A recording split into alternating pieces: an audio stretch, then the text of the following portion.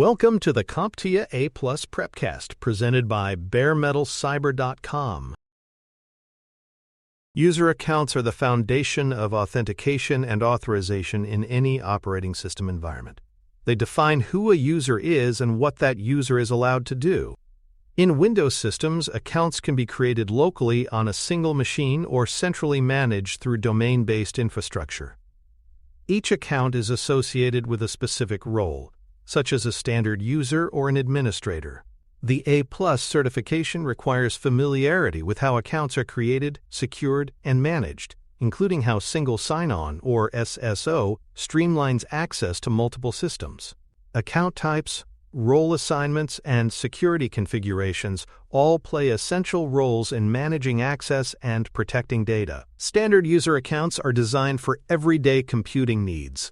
These accounts come with limited permissions, allowing users to perform basic functions such as running applications, printing documents, and accessing personal files. They cannot install software, modify system files, or change important settings. By restricting access to sensitive areas of the system, standard accounts help reduce the chance of accidental damage or malware installation. Users working under standard permissions are less likely to encounter situations where administrative rights are misused, making this the preferred role for most daily use in both home and business environments. Administrator accounts, on the other hand, are granted full control over the operating system. These accounts can install or uninstall software, configure hardware devices, and modify system-wide settings. They are necessary for tasks such as setting up new user profiles, managing drivers, or applying system-wide changes. Because administrator accounts have unrestricted access, they pose a greater risk if misused or compromised. As a safeguard, Windows includes user account control, which prompts users for confirmation when elevated privileges are requested.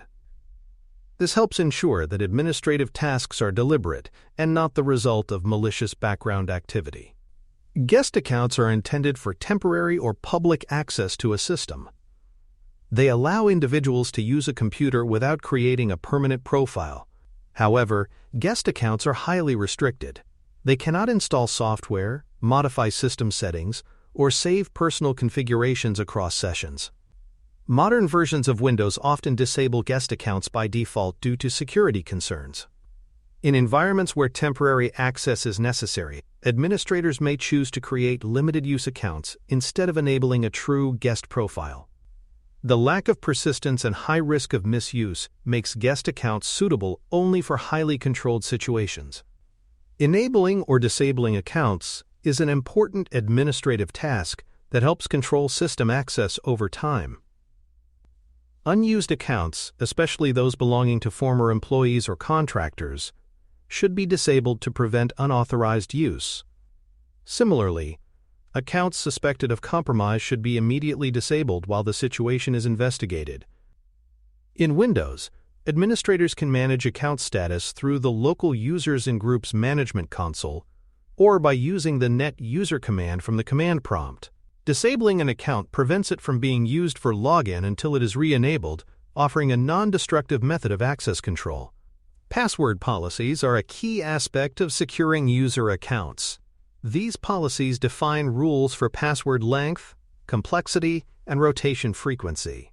A strong password should include uppercase letters, lowercase letters, numbers, and special characters, and should be sufficiently long to resist brute force attacks. Password policies may also prohibit users from reusing recent passwords and can require periodic changes to prevent long-term exposure. When implemented properly, these policies encourage the use of strong authentication credentials and reduce the likelihood of account compromise due to weak or reused passwords. Account lockout policies add an additional layer of protection by temporarily disabling accounts after a series of failed login attempts. This defends against brute force attacks, where an attacker tries numerous password combinations in rapid succession. Lockout policies define how many failed attempts are allowed, how long the account remains locked, and whether the lockout counter resets over time. These settings can be configured using local security policy on individual systems or group policy in domain environments. By limiting login retries, lockout policies slow down attackers and reduce the risk of automated credential guessing attacks. Single sign-on, or SSO, is a system that allows users to log in once and gain access to multiple applications or services without re-entering their credentials. This is particularly useful in environments with many interconnected systems, such as corporate networks or educational institutions. SSO works by creating a trust relationship between systems, allowing them to recognize a user's identity once authenticated.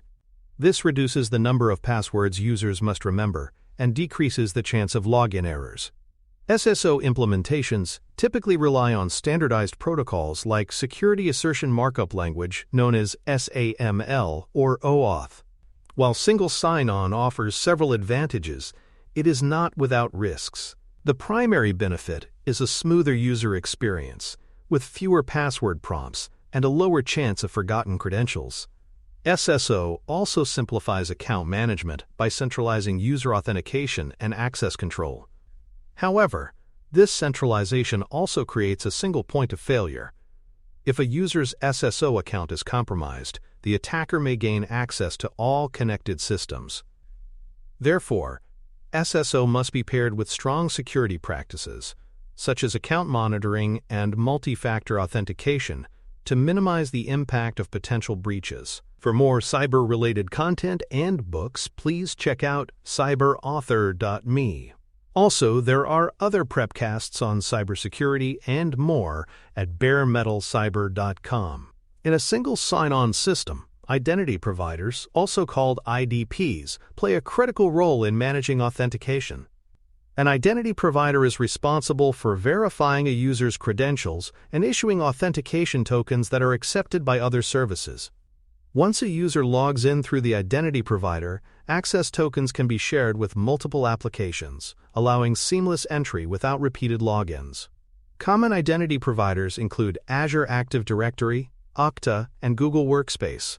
These platforms are frequently used in enterprise and cloud environments, where centralized control and integration with software-as-a-service applications are important for scalability and security. User accounts are often organized into groups to simplify the assignment of permissions and access rights. Instead of managing each user individually, administrators assign users to groups based on job roles or departmental needs. These groups are then given access to resources such as shared folders, printers, or applications. This model supports role-based access control, or RBAC, which assigns permissions based on a user's responsibilities rather than their individual identity.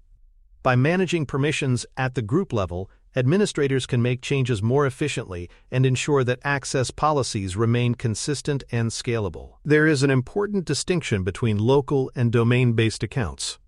Local accounts are created on a single system and are valid only on that specific device. These are typically used in standalone systems or small office setups. Domain accounts, by contrast, are managed centrally through a domain controller and are valid across multiple systems within the same network. Domain accounts allow users to log in from different machines, access roaming profiles, and receive consistent policy enforcement through group policy. Understanding the differences between local and domain accounts is essential for managing users in both home and enterprise environments. Each user account is associated with a profile folder that stores personal files, desktop settings, and application data. In Windows, these profiles are stored in the C drive under the user's directory, with each profile named after the user account. If a user profile becomes corrupted, perhaps due to improper shutdowns, malware, or misconfigured settings, it may result in login failures or missing files. Administrators can resolve profile issues by recreating the profile or redirecting it to a new location. Backing up critical data before making changes ensures that user information is preserved during troubleshooting. A common support scenario involves a user becoming locked out of their account after multiple failed login attempts. When this occurs, the account may appear as locked in Active Directory or in the local Users and Groups console. To resolve the issue, an administrator typically resets the user's password and manually unlocks the account. The user can then log in again with their new credentials. It is important to review the cause of the lockout, whether it was due to password errors, a forgotten credential, or an unauthorized access attempt, and to take appropriate action based on that context. Auditing user accounts and access activity is essential for maintaining a secure environment. Audit logs track events such as login times, failed authentication attempts, account lockouts, and changes to group memberships or permissions. In Windows, this information is accessible through the Event Viewer.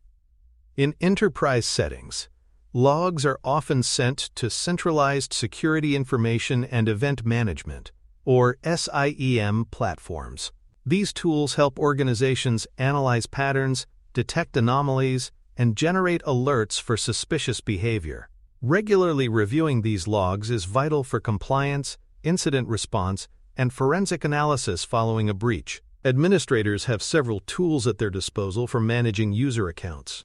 On standalone systems, the local Users and Groups Management Console provides a graphical interface for creating, modifying, and disabling accounts. Command line tools such as the Net User Command and PowerShell scripts offer more flexibility for automation and remote management. In domain environments, Active Directory Users and Computers is the primary tool for managing users, groups, and organizational units. For large-scale changes, administrators can use scripts to automate tasks like bulk account creation, password resets, or group assignments. Secure password practices remain a cornerstone of account protection. Users should be taught never to share their credentials, write them down in accessible locations, or use weak passwords that can be guessed easily. Password managers are a recommended solution for storing complex passwords securely. When combined with multi-factor authentication, password managers provide a balance of usability and security. Additionally, users should avoid using the same password across multiple accounts. A compromise of one account could then lead to unauthorized access to others if the same password is reused. Multi-factor authentication is particularly important in single sign-on environments. Since one set of credentials can grant access to many services, it is critical to protect that login with an additional layer. Multi-factor authentication may include something the user knows, like a password, along with something they have, such as a mobile authentication app, smart card, or biometric signature. Even if a password is stolen, the attacker cannot complete the login without the second factor. Many organizations now require multi-factor authentication as a default security measure for all SSO-enabled accounts. To summarize, managing user accounts and implementing single sign-on are essential components of a secure and efficient IT environment. Standard user accounts should be used for daily activity, while administrative privileges must be limited to specific configuration tasks. Accounts must be protected through strong password policies, lockout settings, and multi-factor authentication. Group management and auditing tools help enforce policy and detect misuse. Single sign-on improves the user experience, but must be implemented with care to avoid creating centralized vulnerabilities. These topics are directly tested on the A+ certification and are foundational to any support or security role. Thank you for listening. Please visit baremetalcyber.com for more cybersecurity information, podcasts, books, and more.